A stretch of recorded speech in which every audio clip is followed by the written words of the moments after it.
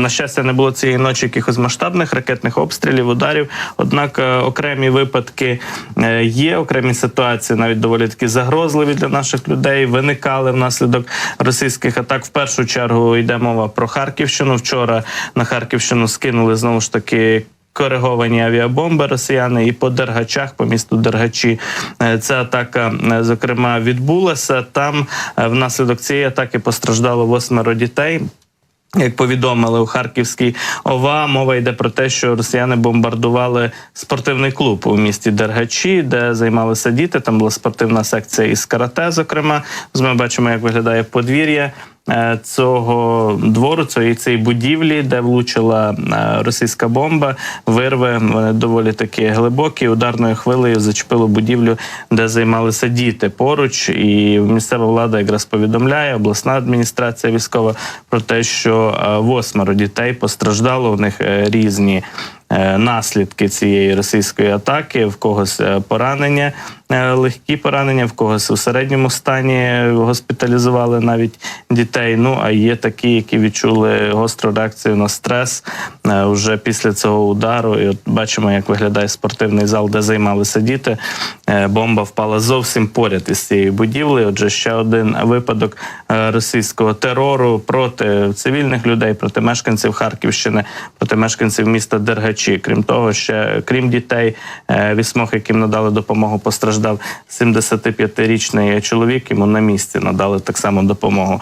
Це от що стосується Харківщини. І ще згадаю про ракетний удар по Криворізькому району. Це вже відразу ж таки зранку повідомляли із Дніпропетровської області. В Дніпропетровській ОВА повідомили про те, що ракетного удару росіяни завдали саме по Криворізькому району, по Дніпропетровській області. Виникла пожежа, яку загасили рятувальники, яку локалізували і загасили наші пожежники. Минулося без жертв, на щастя.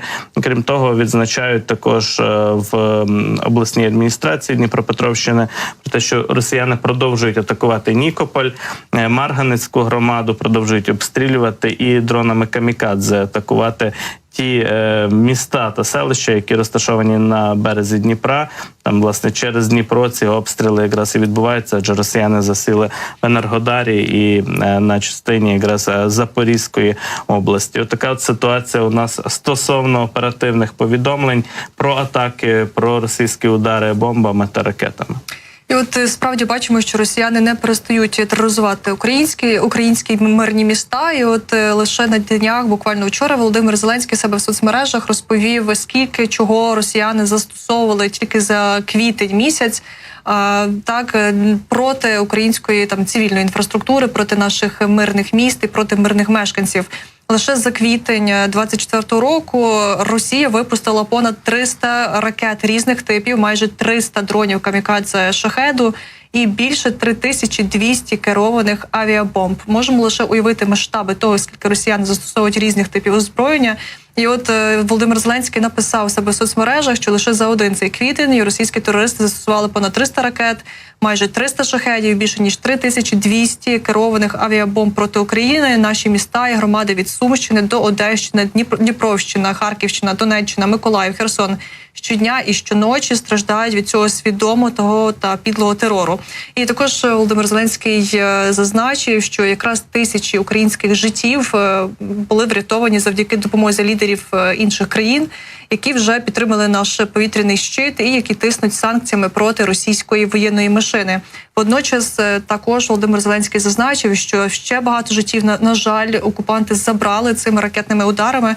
Тож закликав наш президент підтримувати надалі Україну, посилювати нашу ППО і збільшувати кількість систем, які можуть захищати наше українське небо. Тож зрозуміємо, що лише, наприклад, те, що стосується керованих авіаційних бомб, які, зокрема, наприклад, вчора була запущена по Дергачах, таких за лише квітень місяць було 3200. Зрозуміло, що дещо все ж долітає. Ми бачили і зруйновану енергетичну інфраструктуру, цивільну інфраструктуру. За квітень було багато цих ракетних ударів, тож лише партнери можуть допомогти нам захистити наше українське небо і посилюючи наші системи ППО.